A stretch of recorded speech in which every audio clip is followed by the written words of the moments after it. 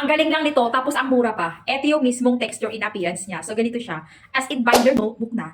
May lagayan ng pen sa gilid. Tapos, ito pa. Okay? May bookmark pang kasama. Okay? May patali pa siya. So, kung gusto mo siyang i-mark, pwede. Tapos, yung mismong appearance ng loob ng notebook, sobrang ganda. Sa mga college student or mga senior high student natin, it's highly recommended ko tong brand na to. Etong texture ng notebook kasi napakalinis, napaka-minimalist lang, very professional, and especially yung mismong inner sa loob. Oh. Hindi mo pagkakamalang napakamura lang. Sobrang mura lang nito. As in, basta mag-checkout kayo. So, maglalagay ako ng mismong link niyan. Tignan mo naman yung mismong appearance ha. Okay? May pagka-leather material yung mismong cover. Okay? Ganyan siya. Leather material yan. Pero it's not a real leather. Leather material lang. So, ayan siya. Sobrang ganda be. As in, maraming kulay ito ka na pwede pagpilian.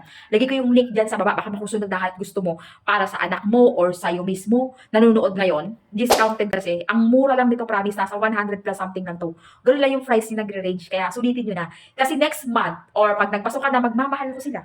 So, pag dumana ka sa FYP mo at nakita mo na to, at ito yung link natin, click mo na. Kasi sobrang ganda. Discounted. At makapal na rin siya. Nasa 360 something pages na rin to. Sobrang dami na talaga.